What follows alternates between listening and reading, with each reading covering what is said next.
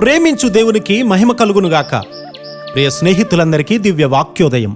ఈనాటి పాఠ్యభాగము 1 కొరింథీ 13:4. ప్రేమ దీర్ఘకాలము సహించును, దయ చూపించును. ప్రేమ మత్సరపడదు. ప్రేమ డంబముగా ప్రవర్తించదు, అది ఉప్పొంగదు. ప్రేమ దేవుని ప్రేమ శాశ్వతమైనది, మత్సరపడనిది, డంభము లేనిది. ప్రేమ దేవుని ప్రేమ, ప్రేమ దేవుని ప్రేమ, ప్రేమ దేవుని ప్రేమ. సాధారణంగా మన వస్తువులను పోగొట్టుకోవడానికి మనం ఇష్టపడం. మీలో కొంతమంది కొన్ని వస్తువులను పోగొట్టుకుని ఉంటారు. మా ఇల్లు కాలిపోతుంటే నేను మొదట నా బైబిల్ కాలిపోకుండా కాపాడుకుంటాను. స్త్రీలైన కొంతమంది బంగారాన్ని కాపాడుకోవాలని చూస్తారు. బంగారం మీద శ్రద్ధ నాకు లేదు, కానీ కొంతమంది పురుషులు కూడా కొన్నిటిని భద్రపరుచుకుంటారు.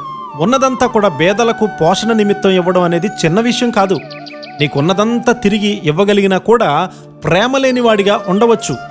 ప్రేమ ఇతరులకి ఇస్తుందని, త్యాగం చేస్తుందని మనందరికీ తెలుసు. కొన్నిసార్లు ఉన్నదానిని అంతటినీ నీవు త్యాగం చేయవచ్చు, కానీ సరైనటువంటి ప్రేమ నీకు ఉండకపోవచ్చు.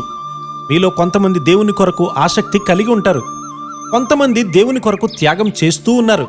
అయితే వాటిని అందరికీ తెలియచేయాలని ప్రకటన చేయకూడదు. కుడి చేయి చేసేది ఎడమ చేతికి తెలియకూడదు.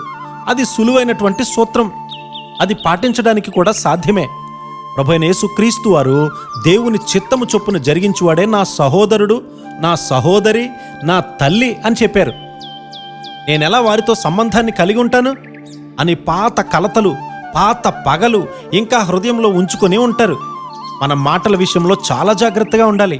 మన మాటలతో దేవుణ్ణి దుఃఖపెట్టకూడదు. అతి తక్కువ మాటలు పలికేవారు మిక్కిలి ధన్యులు. గొప్ప విశ్వాసము పర్వతాలనే కదిలించగలుగుతుంది. కొన్ని పర్వతాలు కదిలించబడడానికి నీవు చూసినప్పుడు, ఆహా, నాకెంత గొప్ప విశ్వాసం ఉంది అని ఉప్పొంగిపోతావు. అయితే లేఖనము ప్రకారము నీకింకా స్వార్థము లేని నిజమైన ప్రేమ లేదన్నమాట.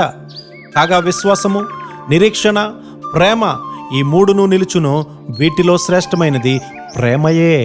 1 కొరింథీ 13:13. కొంతమంది దైవజనులు ప్రజలను రక్షణలోనికి నడపడమే కాకుండా రాత్రంతా వారితో కలిసి ప్రార్థించేవారు. ప్రారంభ ఉద్యోగపు దినాల్లో, ప్రభువా నా తలంపులలో జయమునిమ్ము, నా చూపులలో జయమునిమ్ము అని అందరూ ప్రార్థన చేస్తూ ఉండేవారు. వారు జయము వచ్చేంత వరకు కూడా ప్రార్థన చేస్తూనే ఉండేవారు. వారు పరిపూర్ణమైనటువంటి ప్రేమ యొక్క పరిశుద్ధపరచబడిన జీవితంలోనికి అడుగుపెట్టారు కూడా. అలాంటి కృపాధన్యత దేవుడు మనందరికీ అనుగ్రహించునుగాక. ఆమెన్.